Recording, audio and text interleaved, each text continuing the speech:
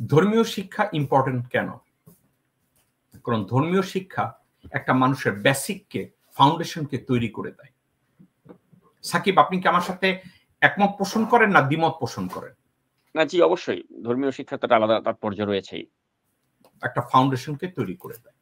এখন আপনার একটা বাচ্চাকে স্কুলে পাঠানোর পরে ওই বাচ্চাটা স্কুলে গিয়ে যদি হরে রাম ও হরে কৃষ্ণ পড়ে, যেটা নফেলের মতো কুত্তার বাচ্চা, পতিতার সন্তান, নফেলের মতো লোকজনের জন্ম কেমনে হয় এটা একবার আপনাকে বলেছি। নফেলের মতো একটা বাচ্চা কখন পয়দা হয়? একটা মহিলাকে যদি বেশ্যাপাড়ায় বিক্রি করা হয়, ওই মহিলাটা যদি বেশ্যাপাড়ায় 6 মাস থাকে এবং 6 মাসে হাজারো মানুষের দ্বারা ধর্ষণের শিকার হয়, রেপের শিকার হয়, যৌনকর্ম শিকার হয়, তো 6 মাস পরে তাকে বেশ্যাপাড়া থেকে বাইর করে নিয়ে আসলো, ওই মহিলাকে উদ্ধার করলো এবং বাসায় ফিরলো। যখন বাসায় ফিরলো, মহিলা দেখে সে প্রেগন্যান্ট। এখন ওই প্রেগন্যান্সি থেকে একটা বাচ্চা পয়দা হয়, ওই বাচ্চাটার নাম হয় নওফেল। ওই 6 মাস ওই মহিলা বেশ্যাপাড়ায় থাকার পরে গর্ভবতী হইয়া যখন বাইরে আসছে, তখন নওফেল পয়দা হয়, তখন পলক পয়দা হয়, তখন সজীব আহমেদ ওয়াজেদ পয়দা হয়, তখন ববি পয়দা হয়, তখন পুতুল পয়দা হয়। That's it. এই হচ্ছে নওফেল। শুধু আপনি নওফেলের কথা বললেন আজকে, না বললেই তো না, আমার এই কথাটা তো বলতে হবে। নওফেলের কথা শুধু বললেন? বিএনপি ক্ষমতাকালীন সময়ে নিউ ইয়র্কের একটা রিকশাওয়ালা ছিল, তাকে শিক্ষা প্রতিমন্ত্রী বানানো হয়েছে। যেই বলদের কুমড়াটারে মাঝে মাঝে নাকি ঢাকায়, বাংলাদেশে এখন মাঝে মাঝে কোন কোন জায়গায় এহসানুল হক মিলন নামের এই ফকির নিরে হেরে নাকি এখন আবার কোন টকশোতে নয়, হ্যাঁ নাকি আবার এক্সপার্ট হয়ে গেছে যে এক লাইন বাংলা বা এক লাইন ইংরেজি ঠিক মতো পড়তে পারে না, সে নাকি আবার ডক্টরেট লাগাইছে। এর অর্থ কি জানেন? কোন সরকার একটা, আপনি কার কথা বলছেন? এহসানুল হক মিলন?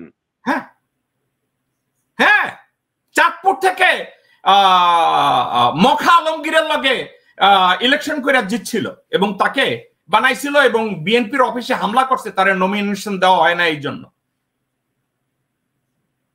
কিন্তু সে তো শিক্ষামন্ত্রী হিসেবে তো সফল ছিল। কোন জায়গায় সফল ছিল আমি জানি না, সে শিক্ষা ফুল মন্ত্রী আসছিল না, তারা উপরে আরেকজন ছিল। ওই লোকটা আমারে বলছে, এই কথাটা বলবো না, বাদ দেন আমার কথা।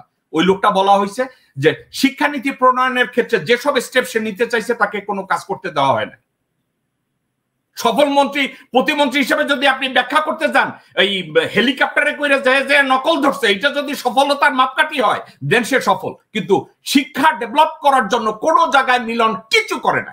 এবং আপনারা আমি একটা কথা বলি, আমার বাসায় একটা গাবুর থাকতো, জাহিদেব সর্দার সাদি নামে কুত্তার বাচ্চা একটা হারামজাদারে আমি বেসমেন্টে থাকতে দিয়েছিলাম, ওই 15 মিনিটের ভিডিও আলাদের মতো। এই শুয়ারের বাচ্চা মিলনের লগে যখন ঝগড়াঝাটি করতেছিল, একটা জায়গায় লিখবে that are you teaching me or do you think I'm stupid? সেখানে লেখছে, এই মিলন লিখছে, এই বলদের বাচ্চা সাদিরে লেখছে, are you trying to learning me? এই মিলন আমার সামনে। এবং এই সাদি কি করছে আপনি কি শুনবেন? হাসতে হাসতে মারা যাবেন। ওর নাম সাদি, ফারুক সর্দার, এই কুত্তার বাচ্চা আসছে, আচ্ছা বলে জেকব ভাই দেখেন তো, are you trying to learning me, what does that mean? আমি মনে মনে কই, এক কুত্তা আর এক কুত্তার লগে কথা কইতেছে, দোনো শালার পুতের বকল। আমি এটা আসলে জানতাম না, মানে আরো শুনবেন, এই কুত্তার বাচ্চা এখানে এক অফ ডিউটি পুলিশ অফিসারে 20 টাকা দিছিল 94 সালে সেক্স করার জন্য, পিস পরা বাইন্দা লাইতে থানায় লয়ে গেছিল। তোর মতো বালছল বাংলাদেশে গেলে মন্ত্রী হয়, কি করার, কি করবে? প্রতিমন্ত্রী, শিক্ষা প্রতিমন্ত্রী ছিলেন। কিন্তু আমি একটা জিনিস আবার জানি, ওই সময় বেগম জিয়া একটা যোগ্য লোককে শিক্ষামন্ত্রী বানাইছিল, ফুল মন্ত্রী, আমি তার নামটাই মুহূর্তে মনে নাই, কিন্তু তাকে কোনো কাজ করতে দেওয়া হয় না। ওসমান ফারুক, তাকে কাজ করতে দেওয়া হয় না, কারণ এই এহসানুল হক মিলনের নাকি হাও ভবনে হট কানেকশন ছিল। তারে সফল প্রতিমন্ত্রী যদি কেউ বলে আমার কিছু বলার নেই। এই তো এখন এই নফলের মতো কুত্তার বাচ্চা আসছে, নফলের মতো কুত্তার বাচ্চা ওপেন মিটিং এ বলে হরে রাম ও হরে কৃষ্ণ বলার ভিতরে দোষের কিছু নাই। এবং আরো একটা কথা আপনাদেরকে আমি বলে রাখি, যে কথাটা আমি স্পেসিফিক ভালো করে জেনেছি, নফল ভারতীয় নাগরিক। বাংলাদেশি ভাই ও বোনেরা আমি দায়িত্ব নিয়ে বলছি, নফল ইন্ডিয়ান সিটিজেন। হাসিনা যেমনি ইন্ডিয়ান সিটিজেন, রেহানা যেমনি ইন্ডিয়ান সিটিজেন, এবং এই হাসিনা রেহানার যে 5টা কুত্তার বাচ্চার শাবক আছে সবগুলো ভারতীয় নাগরিক। এই কুত্তার বাচ্চারা এখন আপনাদেরকে কিভাবে বোঝানো যাবে? আপনাদেরকে আমি কিভাবে বোঝাবো? আপনাদেরকে আমি যদি বলি যে আপনারা একটা বিষয়কে যদি অনুধাবন করতে ব্যর্থ হন, অ্যাবজর্ব করতে না পারেন, এবং এটার উপরে আপনাদের কি করণীয় আছে এটা নির্ধারণ করতে না পারেন, এটা আমার আপনার সবার জন্য লানত। আপনাদেরকে একটা কথা আমি বলি, জিয়া রহমান সাহেব 78-79-তে বলেছিল আমাদের উৎপাদন বাড়াতে হবে, ভারতীয় পণ্য আমাদেরকে বয়কট করতে হবে। এবং আমি জানি বাংলাদেশের সচেতন দেশপ্রেমিক মানুষ ভারতীয় পণ্য বয়কটে সায় দিয়েছে। আপনাদেরকে আরো বলি, ইন্ডিয়া বয়কটের প্রশ্নে আমাদেরকে সবার একতাবদ্ধ হতে হবে, কারণ এখানে কেউ কাউকে ফোর্স করতে পারে না। আমি জাস্ট ইন্ডিয়ান প্রোডাক্ট কিনবো না, এখানে আপনার মাথায় কেউ পিস্তল ঠাকাইয়া বলবে না যে তুমি ইন্ডিয়ান বয়কট কিনতে হবে। হাসিনা মাগিও বলবে না। আপনি জাস্ট কিনবেন না।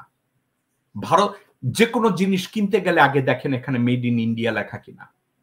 কোন দোকানে যদি ভারতীয় প্রোডাক্ট থাকে ওই দোকানে যাওয়া বন্ধ করে দেন।